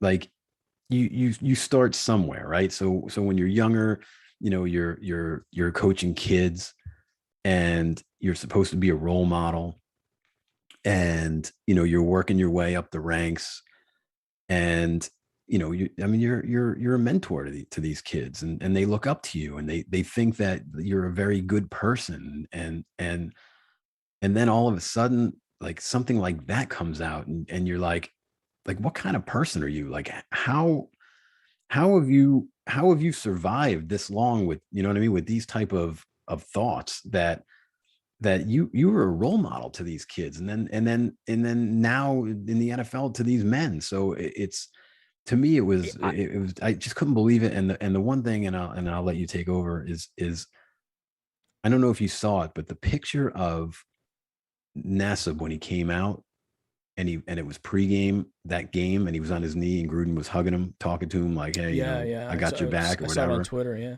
Like, I don't know. I like, come on. Like So he had to go. He had to what go. There's no question that they needed to jettison someone like that. I mean, and then there's other people going out there, and Ray is saying, didn't Tyreek Hill physically abuse his girlfriend, his No, playing and that image, and and has I zero? yeah, I don't disagree. I think I think all of that stuff. It's like Um, sticks and stones can break your bones, but you'll keep your job. But words will get you canned. well, look at it Instant, this way. like And I feelings matter more than physical feelings, I think. no, I agree. And you this is not something new. That's the wild part, is they knew about these emails. So you can't tell me that 10 years ago, they just knew that that they were out there, but they didn't know the content. You know, so somewhere along the line, they knew the content and they just let Somebody it didn't. go. And they didn't even say anything. Unless So unless it's part of the culture but like, of look at Mike at Tirico, all those years, right? Calling games with John Gruden. I saw him on TV before Gruden got fired, like a day before when just the Morris Smith thing came out. yeah. And he was like, oh, I was with John for 10 years. He's a good friend of mine. I couldn't imagine that he would have thoughts like this or whatever. And there you go, behind closed doors. Yeah, I mean, that's the thing. Like, you never really know people until you know them. And Yeah. I think Booger was it Booger McFarland? Is that his name? The guy who does this stuff. He was saying, and he made a good point. And I've heard it before. I don't know if my dad was the one who said it before. But somebody said it. Like, the things that happen in the dark will eventually come to light. Yep, he And did say that. Yeah. and to that, my wife was like, you know what? That's a really good thing. That's a really wise thing to say, because, Yeah. I'm sure John Gruden and the rest of the league and everybody never thought something like this was ever going to come out and affect, him. I mean, he obviously has enough money that he shouldn't ever have to work again, but he's never gonna get a job again. Nobody's gonna want to touch him with a 10-foot pole. And I honestly thought, I mean, he got a second chance with the Raiders in a kind of weird, in a weird situation. Yeah. And, unfortunately it is what it is. But here's the situation. And the lesson to be learned in all of this is if you're going to have thoughts like that, if that's what's truly in your heart, then, think twice about what you're doing. Think twice about what you're getting involved in. Like imagine if you work with all women and then you have like comments where you're degrading women, or making racist comments in a league that is not homogeneous when it comes to the color of the players, of the skin color of the players. You got to think about these sorts of things. But ultimately, and in every kind of conversation I've had about race, we've had conversations like that on this channel as well. It really just comes down to what's in your heart. Yeah, And you hit it right on the head. And if those kind of feelings are in your heart, then it's gonna come out in some way, shape, or form. Whether it was an email like that from 10 years ago, or gonna get, you're gonna be mic'd up and you're gonna let something slip because you think that's appropriate, then you're gonna have to pay the consequences for that. Yeah. So it sucks for John. It sucks for his family. It sucks for all this stuff. It sucks for the people that he offended, which are millions at this point. Yeah. I mean, Ben Roethlisberger. Yeah. Ben Roethlisberger. That's where, I always try to like bite my tongue a little bit, but I give him that. I give him that on Twitter. I'm like, Ben Roethlisberger has sexually abused and assaulted women and paid them off, and I'm not saying like they were going after his money. I think he really did it, paid him off to go away and be like, look, do you want to be dragged out publicly like what happened in the Kobe Bryant situation? Right. Do you want that to be? I wouldn't want that for my daughters. I wouldn't want that for them. But it's like, it's easier to do that because the guy's not. It's just bad, and they're sitting out there cheering for him. Yeah. Like, is it? And I will tell you this: if Baker Mayfield was a guy who that sort of thing happened, where there was assault and there was anything non-consensual, I wouldn't be wearing the 6 jerseys anymore. No, that's I never understood, it, and I get, he wasn't convicted and all that, but I mean, we all know that, there was money exchange. There's ways around it. There's ways around those sorts of things in this country, and it all comes down to the piggy bank. Yeah, and that's for everything. From I mean, the chat hit on all of it too. With battering women and the NFL just turning a blind eye. But it's and then John Gruden goes after the female refs and everything like that. It's like, was there any group of people that he didn't offend in his emails? Is No, like, did he like, I cover the mean, whole spectrum? he was an equal opportunity offender. Like, Yeah. I mean, he touched on all of it. And like you said, it's, you are, what's in your heart, I mean, he threw that out there like it was, like it was commonplace like that, hey, this is my email and this is what I said. And I clearly that's what I believe. So, now he pays the piper, as they say. So good riddance. Well, let's move on to PFF defense grades, because obviously that's gonna be a nice segue into the PFF defense grades. Hey, Like, and real quick, I saw professional AW segue. asked about Conklin. We talked about it earlier. He's one of the ones that he did not practice, but we didn't hear of any MRI or any type of test. So I'm hopeful on him this weekend, but we really don't know for sure. If he's not limited in some capacity by Friday, I think then we could start bracing ourselves for him being out, I think. Yeah, my dad was asking if we had talked about Stefanski and how he didn't. Said he was afraid to get aggressive at the end there.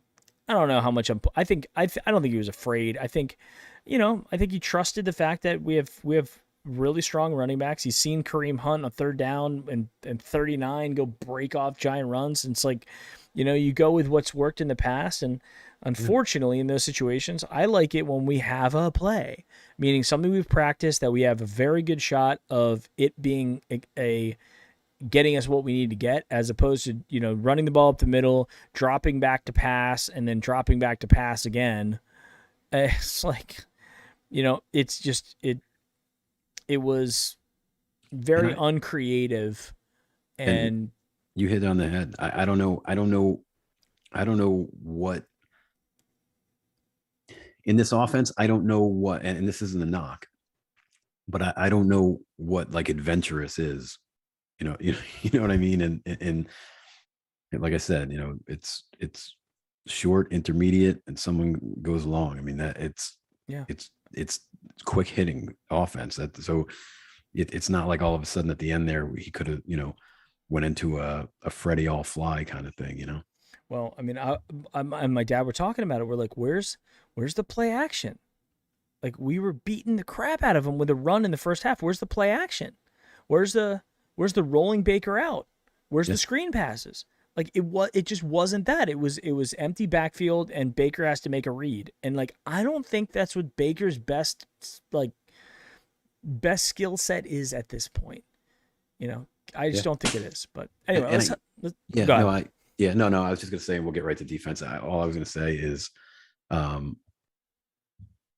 we forget sometimes that Stefanski's rookie year as a head coach was just his team on the sideline, the other team on the sideline, and like 8 people in the stands. So there wasn't really much commotion going on. Pressure was a little different. Bit of different pressure. No, you're able to focus. You know what? I'll leave it with this. When you're driving in the car and your wife's cranking the tunes and you're looking for a turn and you don't know why, but you need her to lower the radio, because if you don't lower the radio, you're not going to be able to think to find that turn, right? Even though you're looking right at the navigation system. So that's a good point. Yeah. That's a good analogy. I think that might have had something to do with it. But anyway, I digress. Myles Garrett is your number 1 defensive PFF scored player. With not a lot of production on the stat sheet, but he played well. Played well enough. Yeah, 79-8, 60 snaps. He's the real deal, guys. If you're not a believer in Myles Garrett at this point, I do not know what to tell you. Is like, he is a machine. Yeah. Hey. So number 2, right? This guy, it's nice to see him up there. Greedy's 3. Oh, with a 78.5. Greedy has the best back-to-back span of PFF scores for a D-back in all of the league. So let me make a guess. Yeah. It is probably See if you can redeem yourself here. Malik McDowell. Malik was 8 with a 66.5, still in the green. I'll give you a hint. He was a linebacker. Anthony Walker. Sione Takitaki. I was like not gonna guess Taki. 79.5. Now, with all things being relative, he played 17 snaps, but still 79.5, 17 snaps. He played really well. Malik's number 3. Miles is 1, Takitaki's 2, Greedy's 3. Oh, Greedy's 3, right. 4 actually, 24 snaps. Nice to see this guy up there, Jordan Elliott.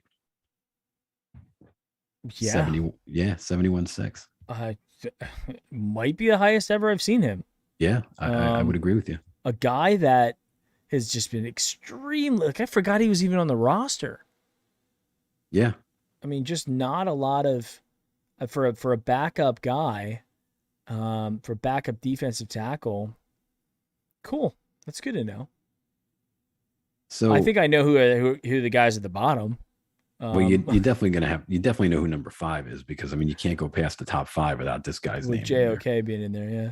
And you know what's interesting about JOK? He was a 69.2 overall, but his coverage score is a 77.1. And I got to tell you, Mike, going back and watching the past few games, especially the past couple where he's played, he played 68 snaps, only second to Ronnie and John Johnson. So, I mean, he is a staple of the defense now. But looking through the film, what was really interesting is everybody he covers, he shuts down. Like, do you hear of any tight ends having big games since Jock's been starting? No, he is all over the place. I'm interested to see the next big tight end is going to be Mark Andrews. Yeah. Who had a big game for me in fantasy. So, I mean, but I think that's truly one of the main reasons why we drafted him, was because we couldn't cover Travis Kelce, still didn't. And we've got Mark Andrews who we have to deal with. And we have good tight ends in the AFC North. And if he can do that and also play as good as he has from a run coverage, he's the guy. He is. We have an anchor on the defensive line with Miles. We have an anchor now with our linebacker. And man, if Denzel could just stay healthy, we'd have at least one anchor in the secondary, and then Greg Newsome could also be that as well. Yeah, who knows? I don't pretend to know how injured a guy is. And I don't want to say, this guy could have played or he couldn't play. Mm-hmm. But like Denzel, 9 snaps in a game that you really needed your starting corners. And then, Wednesday, you're back out of practice. You didn't have to get any MRIs or anything like that. And then you take a guy like Jock who got busted in the throat, could barely breathe, and was like, "You're not taking me out of this game. I'm playing 68 snaps." So how hurt is he? It's like, you're obviously not that. You're not injured if you're back in practice on Wednesday. And that's what I'm saying. I mean, Jock went to the hospital. He flew back on Tuesday or Monday night or Monday afternoon and was like, all right, and he's back at practice. Like, so I almost broke my throat, but whatever. He's got to be defensive rookie of the year. Yeah, I mean, knock on wood, anything bad, but I would agree with you. Yeah, I mean, what a stud, second round pick. I mean, beyond the Nick Chubb steal, which was also he fell out of the first round because of the injury, And Greedy fell out of the first round because of the injury. And God, he's been playing so good. I know. Imagine if we had this Greedy Williams last year. I don't think we would have drafted Greg Newsome. We might have drafted JOK in the first round. And Greedy's another guy that, I mean, his shoulder, thank God it was the other shoulder, but I mean, that thing was falling off on 3 different occasions on Sunday, and you couldn't pry that kid out of the game. 62 snaps, 47 in coverage. Somebody was saying on Twitter, is like, can Greedy Williams please make? I'm like, he played 82.9 coverage score. What was his? Williams. How many snaps did he play? 62. 47 in coverage. He had an 82.9 coverage grade. I mean, guys, we are seeing like the Greedy Williams we drafted. The guys we were hoping we were going to get out of Greedy Williams. So, man, and you know what? As Greg Newsom, because if we would have been getting this from Greg Newsom, we would all have been saying, you know what, Greedy, it was nice knowing you.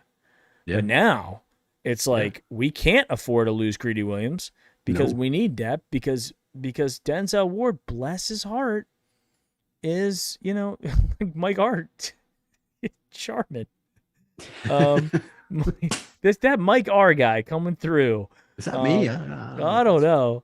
But I mean, I think, Grant Delpit is showing his age a little bit. Grant Delpit disappointed me.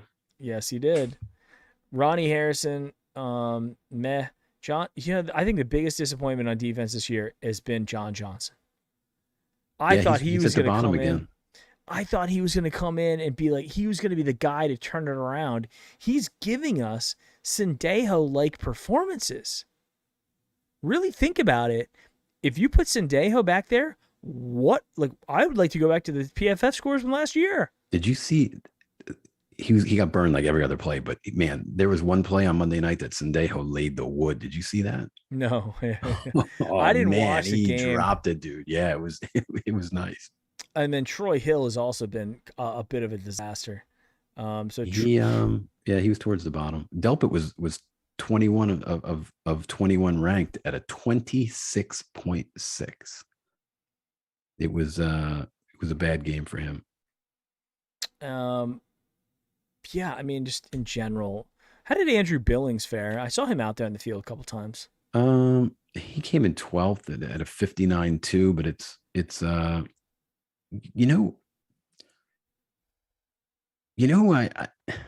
and if you remember, I think you and I talked about it when we signed this guy. I mean, I understood the veteran presence and what have you, but I wasn't thrilled about the talent, if you will.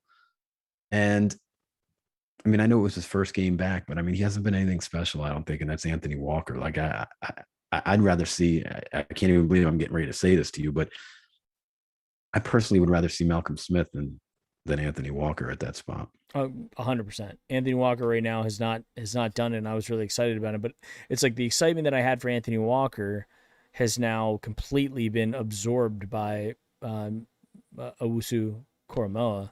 Yeah. And it's fine with me. I think what we're probably gonna see, and did you see the I don't know who it was it Burns or somebody like that who was saying who showed the tweet about the green dot on defense. Yeah. So there might have been some, like you pointed out with Delpit and AJ Green, there might have been some just overall communication changes. And I don't know if you were the one who was saying it, but it's like, why in God's name are you changing? If you have two historically great games, then you change the system? Yeah. Because a guy comes back? Like, I agree. You stick with what works, for God's sake. If it's not broke, don't fix it. And we took something that was working and we literally broke it. Yeah. Right. But again, I mean, you can't blame it all on one thing, because there are people out there that are going to have the reaction of, well, we should have just done blank and we win. It's not just the one thing, because when Denzel goes out of the game, that shifts their game plan shifts. Right. They have to shift around guys like Denzel. They have to shift their game plan around guys like Clowney, and when they're not out there, it opens up the defense, just like what we're going to see with Arizona. So let's actually, unless you have anything else on the defensive side, we can switch over to talking about Arizona.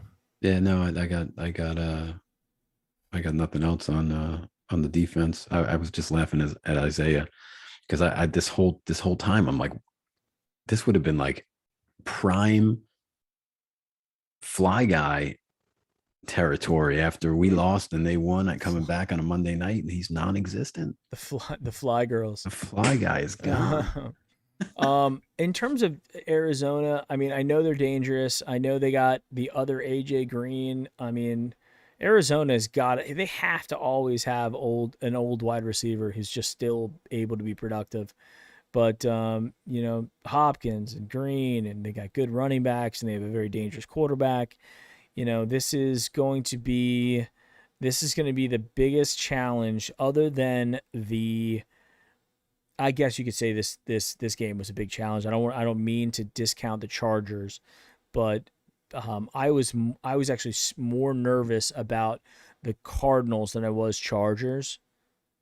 Because of the X factor with Kyler Murray. Yeah. So, but if Chandler Jones isn't playing, that's like if Myles Garrett's not playing. Yeah, That's but huge. you still got JJ over on the other side. You got one guy to deal with that you can chip or just game plan away from.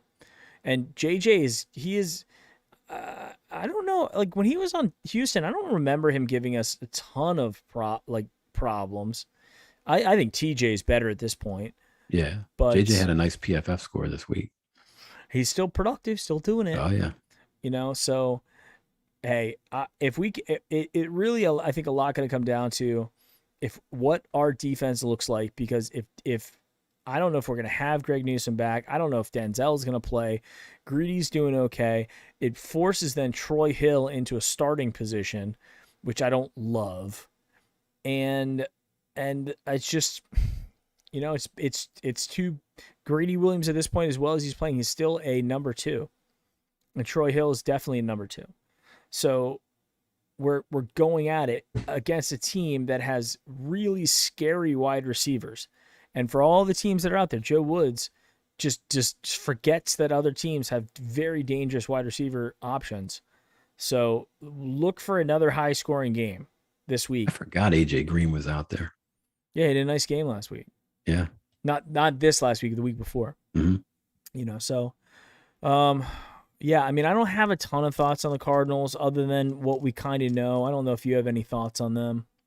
No, I think if I was a betting man, which I'm really not, I would say that Denzel will play. I think you'll see Newsome back his first game. I think Grady will play.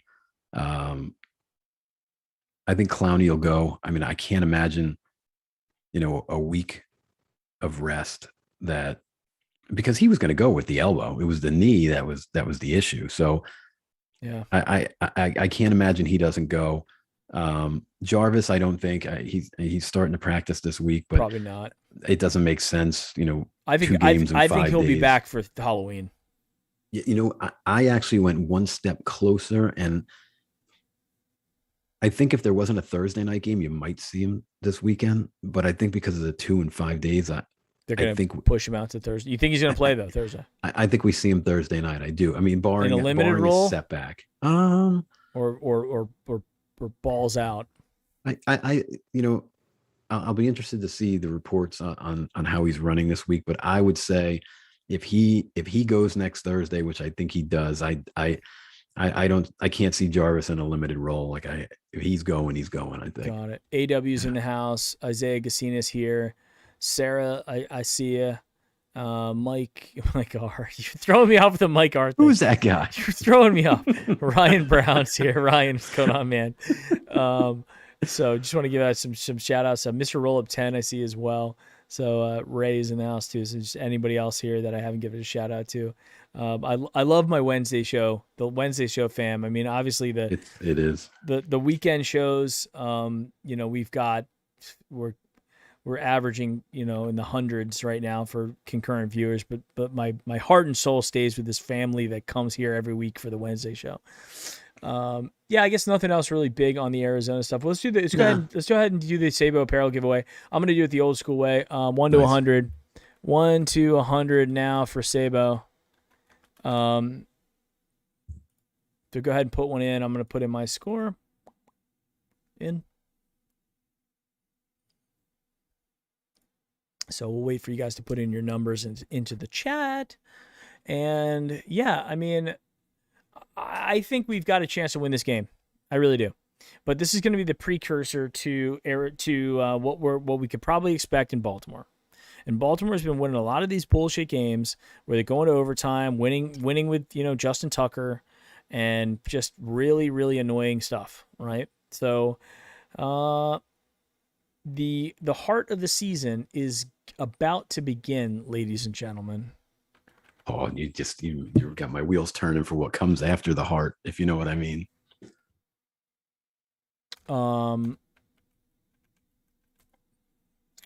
The end of the season, you mean? Like the basically all the AFC North games? No. The Christmas game? Our favorite time of the season. Oh, deep fall. Yes. I was going to get very upset if I didn't hear deep fall. Deep fall is not. I got the T-shirt waiting for deep fall. I feel like deep fall is like. I feel like the week of Thanksgiving is like officially deep fall season. I like that. Is that fair to say? I would say so. You figure that's like the November 20th, kind of November 21st ish. It's right? definitely cold. When's the first day of winter? December 21st? Is that the winter solstice, as they say? Of winter 2021 is December 21st. Ah. So if we are going to say November 20th is deep fall, I would say that makes sense. That's about right. Certainly towards the tail end of that week. Yeah, that's a month, right? Right.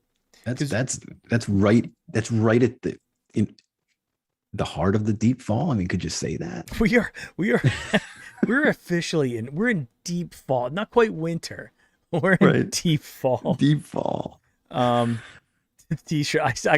I have the original deep fall T-shirt, and but it wasn't a high quality. Did you get did the other shirts arrive, by the way? Yeah, I sent you a picture, didn't I? No, I didn't see them. No. If you did, I missed it. I got them laid out. I cannot wait for the deep Have you fall. tried them on though? Like, how did the quality feel? It feels nice. I mean, it's like a little thinner, the material. Okay. But it's nice. I mean, it's stretchy a little bit. Yeah. I haven't tried it on, but it looks true to size. I had there's a bunch of options you can put in there. And I went with the highest quality shirt, which is the American Apparel. So glad that they came out right. All right. Yeah, so nice. For the winner, the number was number 6. Up. So Squabble? I went with him. Or no. I think we have a tie. Because I see Michael Del Castillo has a 6, and then Squabble has a 6. Where's Squabble? Where's Squabble's 6? Oh, Squabble, like vintage Del Castillo. Okay, overtime. Oh, he was commenting on Michael. Okay. Well, then it goes to Michael since he had it first. We'll go with that. So Michael Del Castillo, you win the shirt from Sabo Apparel. Nice. Pick out a shirt from Sabo. Go to saboapparel.com, pick out a shirt. And what I need you to do is send me an email to browniepostgame@gmail.com with the shirt you want, your size, and your address. Congratulations, Good stuff. Michael Del Castillo. Final thoughts, Mike. This is an interesting week. We had drama in the NFL. We had drama on Brown's Twitter. The whole world seems like it's, continuously on fire. Yeah, no, it's true. Hey, we are now what? Not quite, about 2.5 weeks away from the game where my dad and I will be in Cleveland for October 31st. Yep. And I am just praying with everything I have, every fiber, that I don't catch COVID or something between now and then. And it's trying. COVID is there. It's trying. It's not gonna. It tried to get me in August when my wife got it. It's trying right now. It's in my house again. Unfortunately, I'm somehow able to dodge it. I don't know if it's, tiger blood or what it is, or it could just be I'm just really stupid lucky. But no COVID for me, and just praying that we don't Knock on hit wood. it. But now here's the other thing. You want to know something crazy? Yeah. So when I was just over at my dad's house, my parents' house yesterday, I was helping them set up the computer and everything. We're doing all the stuff. Our flights up to Cleveland are Yep. on Southwest. Yeah, all ours too. So it's like COVID's not getting me. Something else is trying to. And I don't know. I pinged Southwest today and I got like a an auto response from them. Yeah. I'm hoping that they whatever happens with this whole strike is resolved in the next 2.5 weeks. They're losing millions. Yeah, I think you'd be all right. I'm hoping so, man, because I think the only other direct flight is like Frontier. Actually, let me look. Is it MCO to CLE? Let's see who does it. It will be For us, if that happened, unfortunately, we'd be in the car and on the way. how long is the drive? Is that? A little over 6. That's not But bad. Did you take the Pennsylvania Turnpike to get over there? Yeah, it's just miserable when you get into like Pittsburgh area. You're like in the mountains, up the mountain, down the mountain. Horrible. Truck drivers are like maniacs out there. It's just that I much rather drive the 50 minutes to Baltimore and take a flight. So I can do round trip on Spirit. Oh God, right you'd be now, you'd be sitting on a chicken coop. I got or Frontier, both discount airlines. Right now, Spirit Airlines nonstop to Cleveland on $46. I got 41. No, I was just $41. I was just being funny. I got $41. There's a caveat though. You know what the caveat is? You got to pay for bags and shit. For that $41 fee, you're the guy that has to, get the prop started before, and then you run back in, and then you're good to go. Yeah, it's the really funny thing. So when I was in Denver, I took a Lyft from Denver or from my hotel in downtown Denver to the airport, and it was like I think it was like $76 for a ride from the hotel to the airport. But I could physically fly. I could physically fly the lateral width of America for $41 on Spirit. $41, like what? I mean, honestly, if I'm being honest though, it's actually not even a bad insurance policy at this point. You're not even getting like one peanut. No, nothing. Like you're not even like a cracker. I mean, seatbelts are probably optional on that flight. Well, there's Spirit for 41 or Frontier is 51. And to be honest, I could care less. They're both discount airlines, and I would honestly probably just pick whichever one had a Wi-Fi option. Let me go ahead and select. I think they both work on CB antenna. Here's the bad thing: the return flights on Monday aren't till at night. That's a problem. But okay, so let's change that. Let's see what the Frontier flights are. $19.99. $51 doesn't matter. Give me nonstop, whatever. Flying home. Still, I'm flying home at night. If I have to do that, I will. Yeah, right? It's not. So the good news is there's 3 Spirit flights that day and 3 Frontier flights that day and on Monday. How far is the flight for you? It's 2 hours and 30 minutes. That's not too bad. Not at all. It's a skip and a jump, right? I mean, I'll do that flight all day long. So at least it's good. $41, Dad. If you're still there, if we have to call an audible, we can, and we'll be fine. We'll just. I think he left us once we deviated from the PFF scores. Yeah, you guys just ramble on forever. By the way, guys, for everybody out there, we are now available on iTunes, Spotify, Stitcher, Google, Amazon, basically everywhere your favorite podcasts live. You can now listen to Brownie Postgame in audio only format. So if you're not a YouTube Red or a premium YouTube subscriber and you don't want to look at us, but you want to listen to us, there is now an option that, we're not getting a ton of downloads, which is fine. It's not what I didn't expect to get a whole lot of downloads there. I'm not really pushing it on Twitter or anything either. Yeah. But I think that there are people out there that want to listen to Browns content and want, they want to be able to listen to it in another way. I know there's a billion podcasts out there. That's why honestly I've waited so long to do this. I was like, who cares about podcasts? But then I was like, you know what? Yeah, it's just another medium. That's all it is. Yeah. So, where are the seats, Mike? Steelers fans love to infiltrate the enemy stadiums. I don't know. I don't squabble lane. I don't know what you mean. Oh, my seats? My seats are they're 300 level. They're box seats. I spent a lot of money on these. I spent $500 each on these seats. So, Nice. It's our first time in First Energy.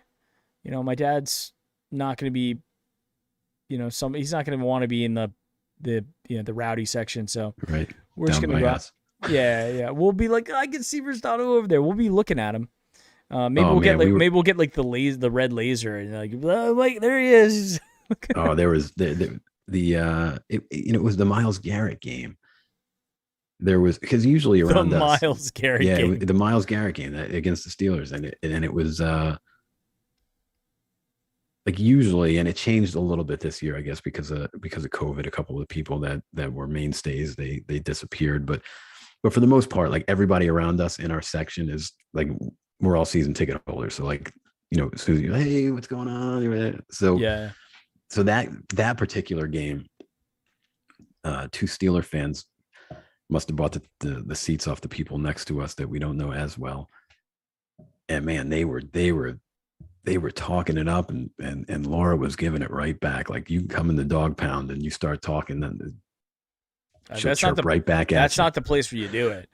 I mean, I would love to go. I would love to go to a game in Heinz Field.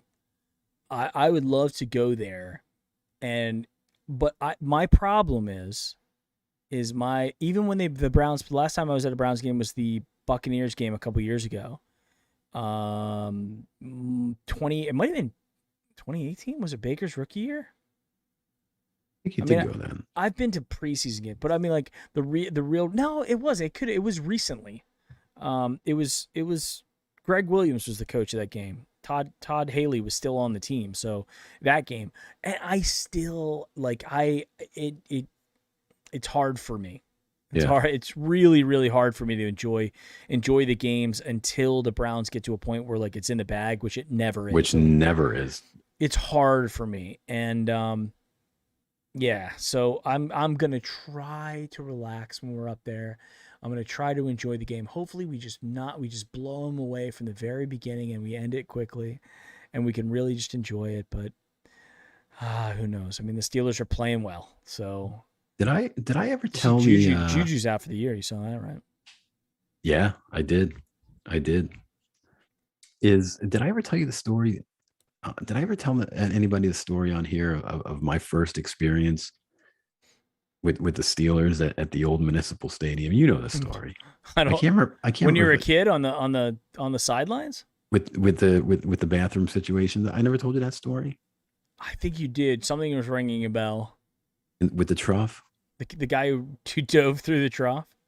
So one of my first memories, I'll never forget. So talk about like, what were they thinking when they came up with the trough system? Like everybody just hanging it out next to each other, pissing in a bathtub, essentially.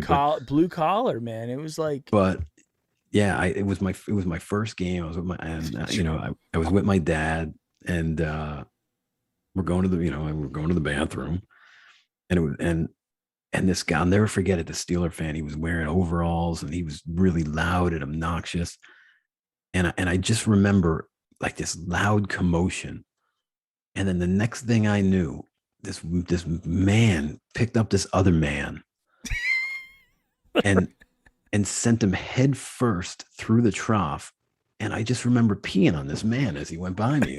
And it was like, what just happened? And like, that was my first recollection of of Municipal Stadium. Like I'll never forget that as That long as I live. it is a, there's a Browns fan who lives in the neighborhood who I talked to. He's from Cleveland, and he was at the Bottlegate game and everything. Just a great, like, when I go over there and we talk, usually like a kid's birthday party or something.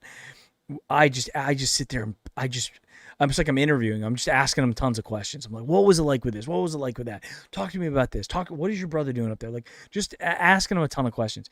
And he says the same thing. He's like, yeah, there was always somebody who was going for a ride down the trough. Usually it I'll, was a Browns fan. I'll never forget that. Yeah, the first time I went in, because we sat in the upper deck. So like, if you're looking at the stadium as you're looking at it behind you in your background there. Yeah. So kind of like right where your head is behind you in the upper deck is where our seats typically were when we went to Municipal Stadium. Yeah. And so those were the really cheap bathrooms. I don't know if the bathrooms were like that in the rest of the stadium. I assume they were. Yeah. But we had those upper deck crappy seats, and with the poles in front of us, and stuff, Yeah. the pillars. And I remember I walked in the bathroom with my dad. I must have been like 12 years old. And we took one look at the trough, and there was one stall. One. and my dad was like, do you want to wait? I'm like, yeah, I'm going to wait for the stall. I'm like, I'm good. I'm going to wait, And luckily there's only one guy there, and I think they saw that I was a kid, and they're like, go ahead, and like, blah, blah, blah. It's traumatizing for a kid. Like I still don't even know how I performed in that environment, no less than I wound up peeing on somebody that came flying through. That would never happen today. No. In the world of mobile phones. And could you imagine? I mean, it's just insanity that even, but back then there was nobody had pocket cameras. Like, unless somebody was over there, scribbling a drawing. Exactly. Right. So, oh man, what a crazy, you know how you can buy like the old seats on eBay and stuff like that? Yeah. Wonder if anybody had the foresight to actually walk away with the trough. I mean, imagine if you had a garage, you have a tailgate garage or something like that, because a lot of people do. Right. You have I'm going to bring over the guys. We're going to tailgate. We're going to watch the game in my Browns themed garage or basement. And we're all going to piss in the trough. And we got the actual trough. Or how about this? Imagine if you had like a man cave. Yeah. And you installed a trough just so you would retain the experience. Like you scrub it out and make it like you put the ice in there and all the beverages go in there. Exactly. Yeah, you put the ice down, and you're like, like I tried to talk my wife into like allowing me to put a urinal upstairs. Oh my God. I was like, please. I was like, cause we have one kind of hallway bathroom that we watch the games in we have a media room, and then I come out and I was like, the bathroom there, and I'm like, I know there's a toilet. I know it's like a normal regular bathroom, but can I just like can I put a urinal like on the wall? That would be like, epic. Well, it's like, absolutely not. Like there's zero chance of me ever getting it. And meanwhile, my neighbor down the street remodeled his entire house. He doesn't have kids or anything like that, him and his wife. And he did put a urinal upstairs in one of his upstairs bathrooms. And I was like, this is awesome. You would be one of the only people then that would be buying urinal cakes on Amazon. Yeah, I would. Outside of a commercial business. But I still think, if I ever hit the lottery and I have to make I get to make like a true man cave. First of all, it would be like I would buy a piece of land in like rural Florida, a nice piece of land off of a road that you can easily get to. And there's a lot of those roads like in Florida that you can they're relatively within the normal range of civilization, but not like close enough where you're getting great cell reception. But it exists, right? So I might buy a ranch or something, like something big piece of land. Right. I would build a life-size replica of the Millennium Falcon. Oh, I like this. And I would but inside of it, there would be the movie realistic like areas, and then in the other kind of hollow areas that like you didn't get to see in the movies, like where the engine would be of the ship and stuff like that. Yeah, that's where I would put a Browns themed, media room, similar to what I have upstairs. Yeah. And I would try to recreate the actual just like the Millennium Falcon, because I would assume the Millennium Falcon had a bathroom, and I would assume that it would have a trough, right? Because of the Wookiee situation. Like, the Wookiee doesn't care. He's not even wearing pants. That's true. So if Han Solo was like, you know what, I have to install. So I mean, is it safe? Is it safe to say? Is it safe to say though that if Chewbacca was a football fan, then he would have been right at home in Cleveland, right? He would have. I mean, the trough would have been. The trough would have been right up his alley, right? And no pants, right? Pants optional. Pants optional. Right? God, what would Gruden say about Chewbacca though? You know, if he would have had to take, if they're like, you know, they're now the league is just okay, like hiring Wookiees.